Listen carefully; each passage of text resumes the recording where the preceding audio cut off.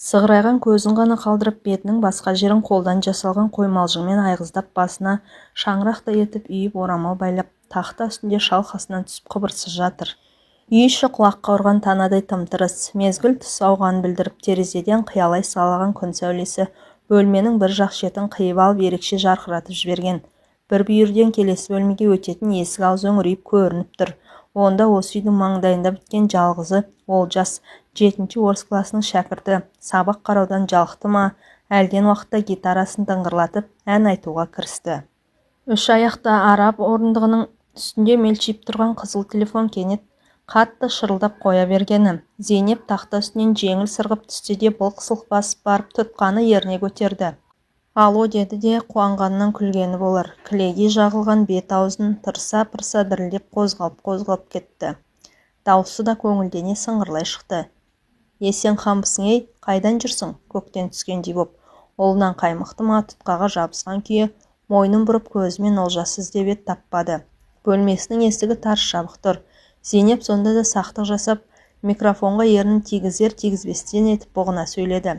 Жынданған шығарсын, ойпырмай, осы сенің таскенедей жабысқақ мінезің-ай, бір қадалсаң өлсең айырылмайсың, қойшей, ақтан өзі де шақырыпты деймісің?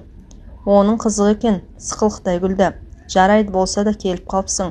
Қонақ үйде не бар? Жападан жалғыз шошайып жатарға барарсың. Әлде немере ағаң Қасымхандікіне түсетін шығарсың. Давай онда біздікіне кел. Ол ағаңның жарты өмірі март пен конвертер пештерінің отын кесеумен өтіп жатқанын білмеуші ме едің? Зейнеп тұтқан ұясына қондырып, сәл ойлана кідірген.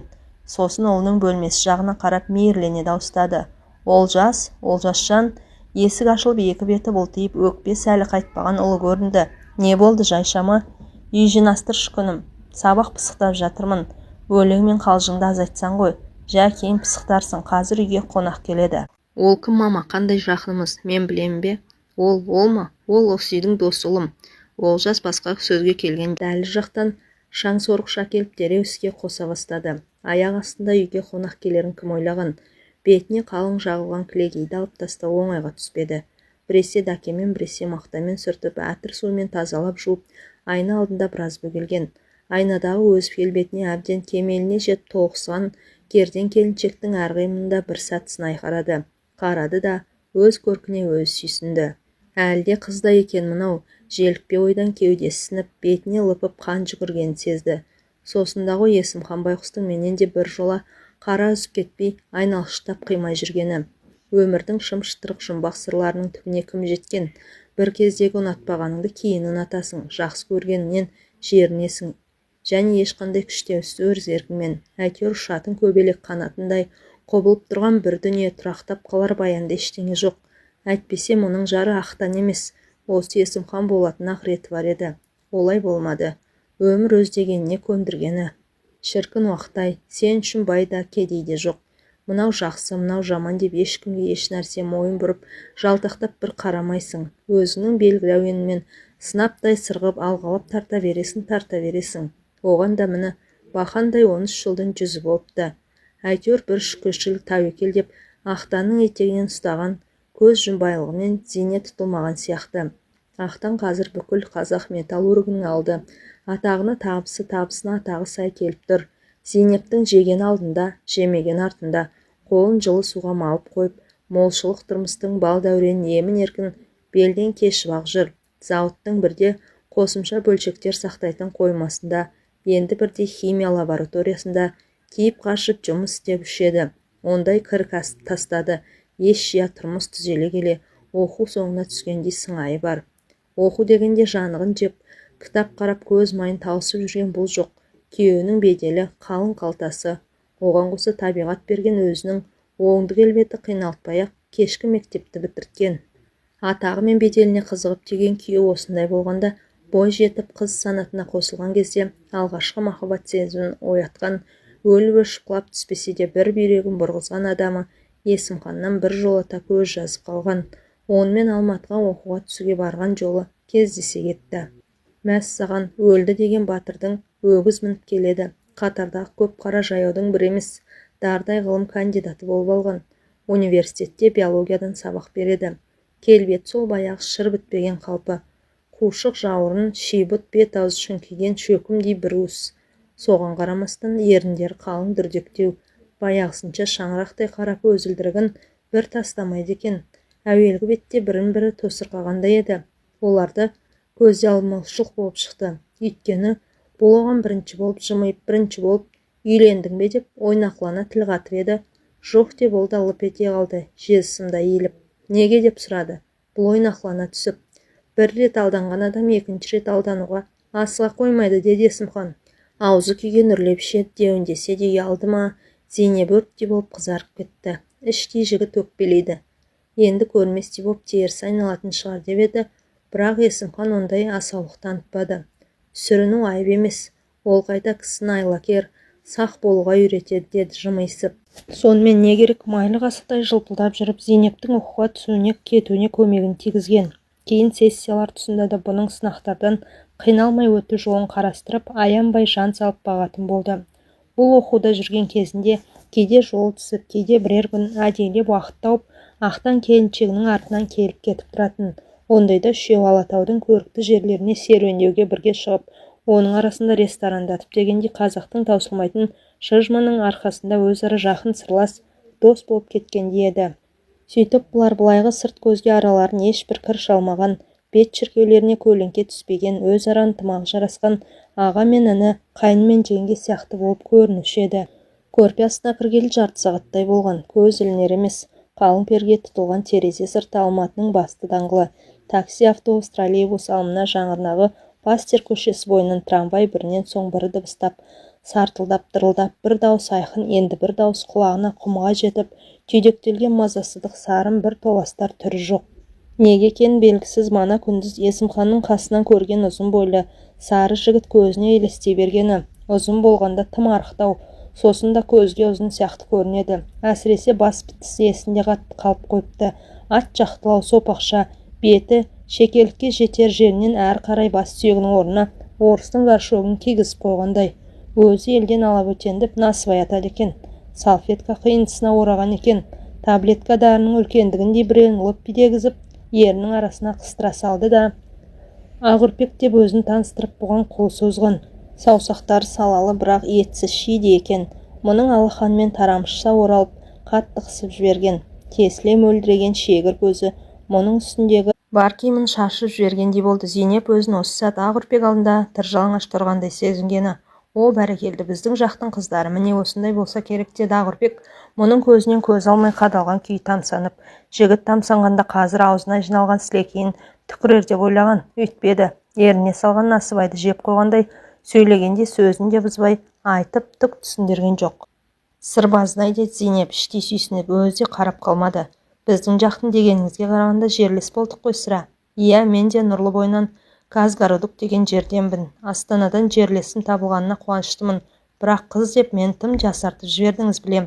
30-дің о жақ бұ жағында келіншектің қасында қыз дегенің немене? Мұрнының боғын сүрте алмай жүрген біреу емес пе? Нанбасаңыз биолог ғалым Есімхан айтсын. Не айтатыны бар, не нәрсені де өнетін, өсетін, жетілетін, кемелденетін, есіргетін, тозатын, өлетін кездер болады. Сен, Зейнеп, әйел жыныс ретінде әбден жетіліп, кемелденген шағындасың. Оның үстіне әр нәрсенде табиғат тарапынан оған өмірге деген күш-қуат, құмарлық пен құштарлық сыйын ерекше мол өлшеп берген асылдар болады. Сіз әйел жынысының ішіндегі сондай асылсыз, деді Ағырпек. Үсті-басы жермай сасқан жұмысшылар сіздей перизаттың қадірін қайдан білсін? Оларға жұмыстан кейін топтанып арақ ішіп үйге келіп, келесі ауысым кезегіне дейін естен тана қорылап ұйықтаса болды ғой. Әй, қой байқа, деді Есімхан досына ескерту жасағансып. Зейнеп үйіндегі ағамыз атақты металлург, қалалық советтің депутаты, мемлекеттік сыйлықта. Бұйырса сенем бұрын алып қалу мүмкін. Заманды еркелетіп, жұмыссыздан шыққан ақсүйек. Сіз де өндіріс озатсыз ба, деді Зейнеп, жаңа танысының жүзінен көзін әкете алмай арбалып. Жоқ, мен жай академияда фольклор зерттеймін, деді Ағырпек. Сіз де ғалым екенсіз ғой. Иә, әзірге кішкентайлаумын. Ендеше тезірек үлкен болыңыз. Орынды сөзге үшеуі бірдей қосылып жарыса күлген еді. Көзіне сопақ басты горшок тәрізденген Ағырпек тағы елестеді. Шегір көзінде бір жұмбақ сиқыр бар. Қасыма келген алғаш көргендегідей тесіле қараса, құмарлыққа толы отты жанарымен ақ үстімдегі көрпені ұшырып түсірер еді. Ар жағында мен, Іш киімсіз жататын әдетім жалаңашпын, қоя тұршы деп айта алмай қалам ба. Бар денесімен тоғырғандай қатты тірілген кетті. Қызып мазасын алып жатқан борбай арасына тап бір содан жаны жай табатындай қолын соғып жіберіп тас қып қысып алды. Біреу ақырын тықылдатып есік қағып тұр. Есімхан екен. Аты жөні жоқ, бұл қай жүрсің деген бұл даусы әлденеге дірілдей қалып, сағатқа қарамағанбысың, түнгі 12 ғой. Сағындым сені, сағынып кеттім. Есік ашарда Зейнеп жалаңаш иығына жеңіл халат іле салған еді. Түймеленбеген алды ашық халаттан бардан жарқырай көрініп тұрды. Онысын өзі аңғармады ма, әлде құмарлық шақырсын деп әдейі сөйтті ме екен? Қалай болғанда да Есімхан артық сөз айтпастан Зейнепті керует үстіне құлата салып, екі сан екі ердің арасына бар күшімен қона кетті. Қандай зорсың деді. Құмарлығы бірден басына шапқан Зейнеп ышқынып қап, жігіт иығын қанын шығара қырши тістеп алды. Апай-топай аяқталғасын, олар еш жиғандай демдерін басып біраз үнсіз қалды. Сағындым дедің бе деді Зейнеп бірінші боп тілге келіп, араларында тап бір түк болмағандай жайбарақат сұрай салды. Сен де ақтан, менің жақын достарымсыңдар. Сағынған досты көру үшін уақыттың ерте кеші болмайды. Ендіше басылдың ба? Жоқ, саған деген ынтызарым жаңа ғана өршіп артып келеді. Жарайды, өтірігіңе сенейін. Тек соны айту үшін келдің бе осы қазір жетінің ішінде? Жоқ, саған сақтаған жақсы жаңалығым да бар. Айт. Докторлығыма тақырып етіп, Зауза қоңызын алғанмын. Дәлірек айтсақ, орталық Қазақстан аймағындағы Зауза қоңызының тірлігі. Шалқасынан жатқан Зейнеп өз дөсін өзі тепалады. О, тоба, қоңыздан басқа жәндік құрып қалған ба жер бетінде? Құртақандай қоңызды тани білген кісіге талай терең сыр жатыр деді. Есімхан желпіне түсіп, ол дегеніңіз ғылыми атақ, машина бедел. Зейнеп сиқырлана күлді. Соның бәрі Құртақандай қоңыз арқылы келе ме? Әлбетте, қоңыздың 140 тұқымдасқа бөлінетін 300 түрі болады. Бірақ қоңыздар біздің елімізде, оның ішінде Қазақстанда аз зерттелген, ал қоңыз деген шаруашылыққа зиянды насекомдар қатарына жатады. Шаруаң сол, екеулеп зерттейміз. Қоңыз дегенің биология ғылымындағы тың тақырып, ол саған да маған да жетеді. Әрине, сен әуел диплом жұмысынан бастайсың. Амандық болса алдағы жаз сендер жаққа елге шықпақпын, қоңыз термекшімін. Сол кезде мен саған ассистенттік қызмет көрсетесің. Не дейсің, түсінбедім. Зейнеп ұқса да ұқпаған болды. Не түсінбейтіні бар деді Есімхан. Мен сенің дипломдық жұмысыңа жетекші болып бекідім. Демек, сен маған тіркелей бағынышты шәкіртімсің. Енді түсіндің бе? Зейнеп бұл әңгіменің тегін емес, соңында ауыр салмақ жатқанын сезіп шын ақсасайын деді. Мен Зауза қоңызынан диплом жазам ба? Иә, тура Зауза қоңызынан. Ендеше Зейнеп кенет ойнақлана қалды. Көңілім көбелекке көбірек ауып жүруші едім. Әркімнен бір қалған көбелекті айтып қайтесің. Алтын шыққан жерді белден қаз деген. Дәл қазір сен және мен үшін жәндіктер ішінде қоңыздан тиімдісі жоқ. Сөйтіп қоңыз теретін болдық десе іштеді Зейнеп жеңілген үнмен. Тереміз, Зейнепжан, тереміз. Мысалы бар ғой, менің бақытым көзіме туп-тура қоңыз болып елестейді. Ал бақыт дегеніміз, ол да бір қашаған ат сияқты. Қуып жүріп ұстай алмайсың, ұстатпайды. Жарайды, теретіміз қоңыз болса, ол ешқайда қашпас. Ағаштың жағынан ба, тастың қуысынан ба уып ұстап алармыз тыраңдатып, именно тыраңдатып. Міне былай деп Зейнептің тізесінде жатқан ақ жамылғыны бір шетке қарай серпіп жіберіп, сол сәтте-ақ құмары қайта қоза бастаған ләззатшыл ыстық әйелдің үстіне атқа қонғандай сарт етіп тағы қонды. О боже, деді Зейнеп, қос аяғын қос аяқша сермелеп, ши борбайыңа қарап қауқарсыз шығарсын деп жүрсем, ши борбайдың арасындағы ше. Бар маңызы сонда екен ғой. О, тағы аяма, өлтір. Екеуі де соқыр сезім ләззат майданын қатты сағынып қалған екен. Ауық дем алып, ойнас қызығын таң атқанша жалғастырумен болды. Есімхан таңертең кетерінде өрекпіген көңілім басылды. Сағынышымды суардым. Бірақ құмарым әлі қанған жоқ деп, Зейнептің кіндіктен төмен томпайып жатқан жерінен шөп еткізіп сүйіп алды. Жалт бұрылды да нық адыммен бөлмеден шығып кетті. Сол екі ортада қан тамырлардағы тойымсыз шайтандары қайта қозғандай денесі сый бастаған Зейнеп құмарымды қоздырма дегісі келіп еді, айтып үлгермей қалды. Бас жағында жатқан құс жастықты жылып пергіштеп жіберді де бауырына ала екпеттеп жата кетті. Мен оңбаған шығармын, біреуге жар болып бала сүйіп отырсам да, бұл ойдан тез суыды. Адалсымақ ақылсыз қатын бір сыбағамен аузыр жиып ауға жармай жүреді. Жолын тапқан ақылды қатын кем дегенде екі сыбағалы болады дегенді естуші едім. Мен әлде сол болдым ба? Көз алдына басының төбесі орыстың горшогына ұқсаған ақ үрпек елестеп кетті. Жымиды. Ол мен іздер ме екен? Арада бір жет өткенде Есімханның арқасында сессиясын еш қиындықсыз ойдағыдай тамамдап, ел жағына Қошкент қайдасын деп аттанып кеткен. Көрші бөлмеден шаңсорғыштың бір қалыпты ызыңы тұншыға естіліп тұр. Бұл бетін кілегейден тазартып болғанша ұлы да біраз шаруа тындырып тастаған екен. Айналайын, мен де емес, іске келгенде әкесіне тартқан ба, қолы епсекті өзін деп сүйсінген болды. Тез киім ауыстырып киіп, қолына сөмке ұстап, үйден шығып кетті. Әңгіменің соңы.